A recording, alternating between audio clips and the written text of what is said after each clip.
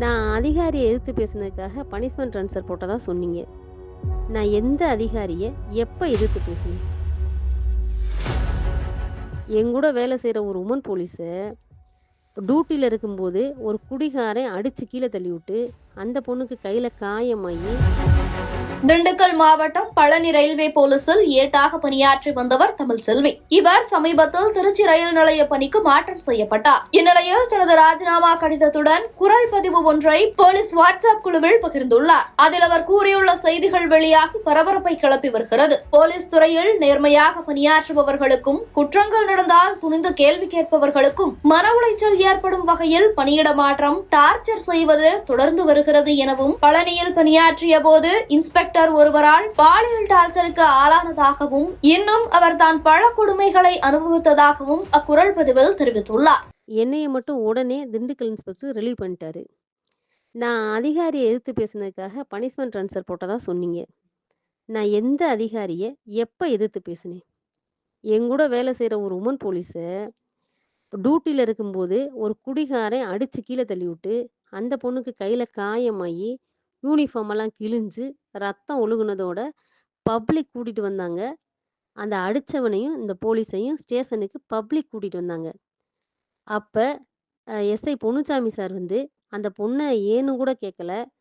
அந்த பிள்ளைய ஆஸ்பத்திரிக்கு கூட்டிட்டு போங்கன்னு கூட சொல்லல. எனக்கு வந்து திண்டுக்கல் நைட் ரவுண்ட் போட்டிருக்காங்க. நான் வந்து திண்டுக்கல் போறேன்னு சொல்லி ட்ரெயின்ல ஏறி போயிட்டாரு. அந்த அடிபட்ட பொண்ண நான் தான் ஆஸ்பத்திரிக்கு கூட்டிட்டு போனேன். நான் ஆஸ்பத்திரிக்கு கூட்டு போய் இறங்குறதுக்குள்ள எஸ்எஸ்ஐ மணிகண்டன் எனக்கு ஃபோன் பண்ணி, "நீங்க வந்து ஜிஹெச் போகாதீங்க. ஜிஹெச்சுக்கு போனா கேஸ் போடுற மாரி இருக்கும். இன்ஸ்பெக்டர் கேஸ்லாம் போடக்கூடாதுன்னு சொல்லிட்டாரு. நீங்க வந்து அந்த பொண்ண பிரைவேட் ஆஸ்பத்திரிக்கு கூட்டிட்டு போங்க." அப்படின்னு சொல்லிட்டாரு.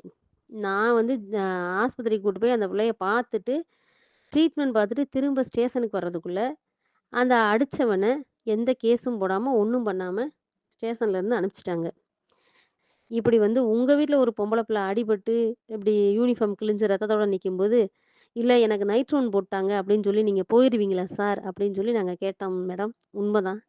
அது வந்து கேட்டது தப்புன்னு சொல்றீங்களா மேடம்? அடுத்து இன்னொரு நாளு, நான் வந்து பகல் சென்ட்ரில இருக்கும்போது, எஸ்எஸ்ஐ மணிகண்டன் அங்க உட்காந்துக்கிட்டு, ஃபோன்ல சத்தமா வேணும்னே பேசுறாரு. "இந்த உமன் போலீஸ் பூரா ஊர் மேய போறாளுக. இவளுகெல்லாம் பெரிய யோக்கியமா? உத்தமியா? பத்தினியான்னு" பேசினாரு.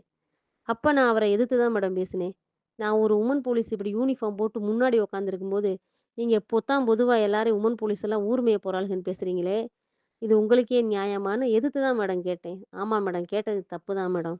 நைட் சென்ட்ரில தனியா இருந்த என்கிட்ட, நைட்டு 12 மணி வரைக்கும் சில விஷயங்கள் செய்ய சொல்லி டார்ச்சர் பண்றாரு. அப்ப நான் வந்து அவர எதிர்த்து தான் மேடம் பேசினேன். அந்த அதிகாரிய நான் எதிர்த்து தான் பேசினேன்.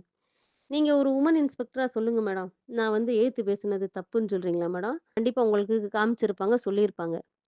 நீங்க ஒரு உமன் இன்ஸ்பெக்டரு, ஒரு எஸ்எஸ்ஐனால ஒரு உமன் போலீஸ் எனக்கு பிரச்சனையா இருக்குன்னு சொல்லி நான் ஒரு பெட்டிஷன் எழுதி குடுத்தும், இதுவரைக்கும் என்னை கூப்பிட்டு நீங்க எந்த விசாரணையும் நடத்தல.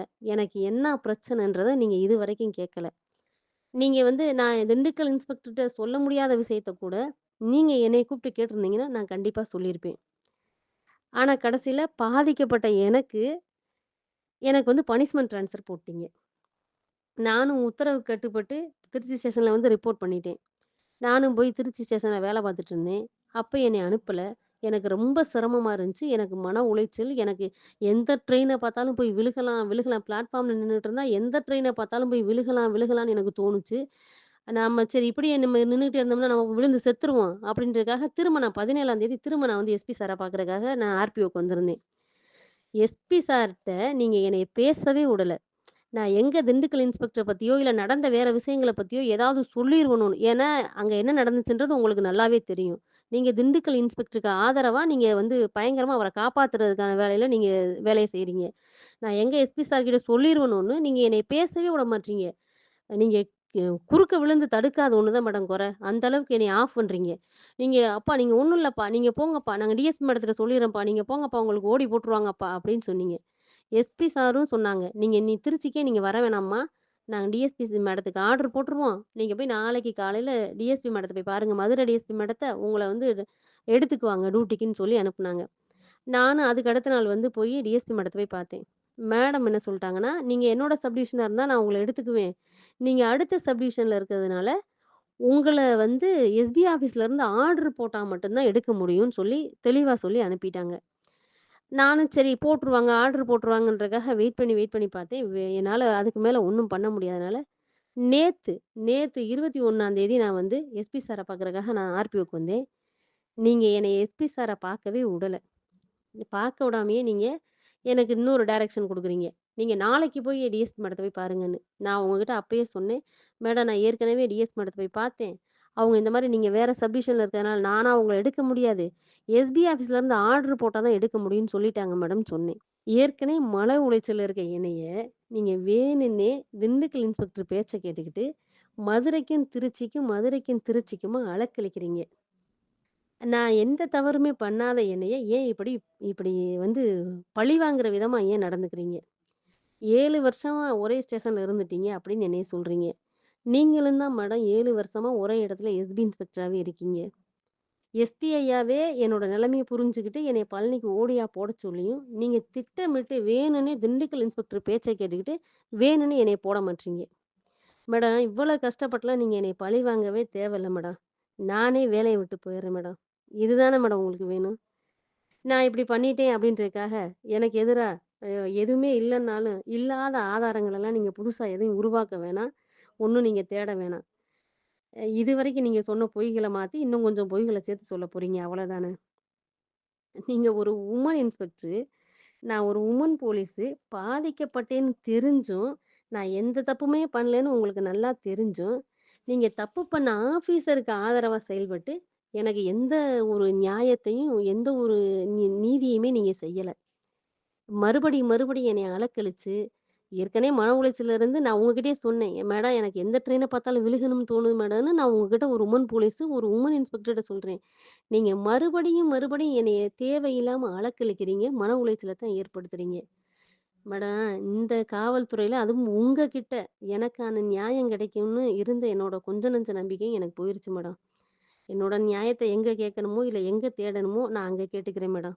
இப்ப கேட்டா டிசிப்ளின் ஃபோர்ஸு, நீ வாய் பேசுற அப்படின்னு சொல்லுவீங்க. தப்பான பொண்ணு எதையாவது ஒண்ண சொல்லி கதை கட்டுவீங்க.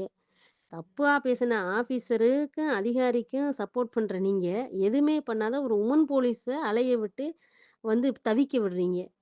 நான் போயிட்டேன்னா என்ன மேடம்? இன்னொரு போலீஸ செலக்ட் பண்ணிட்டு அவங்கள நீங்க பழிவாங்க போறீங்க. ஏன்னா உங்ககிட்ட தான் அதிகாரம் இருக்கு. நாங்க அத எதிர்த்து வந்து நான் வந்து இந்த வேலையில இருந்துகிட்டு என்னால ஒண்ணும் பண்ண முடியாது. அதனால என்னோட வேலைய வந்து நான் ராஜினாமா பண்றேன் மேடம். என்னோட ராஜினாமா கடிதத்த வந்து தபால்ல உங்களுக்கு நான் வந்து அனுப்பியிருக்கேன். நீங்க இப்பயாச்சும் எனக்கு பண்ற ஒரே ஒரு உதவியா, என்னைய உடனே பணியிலருந்து நீக்கிருங்க மேடம். இந்த காவல்துறையில என்னோட சர்வீஸ்ல நான் வந்து பல அதிகாரிகள நல்ல அதிகாரிகளையும் பார்த்துருக்கேன்.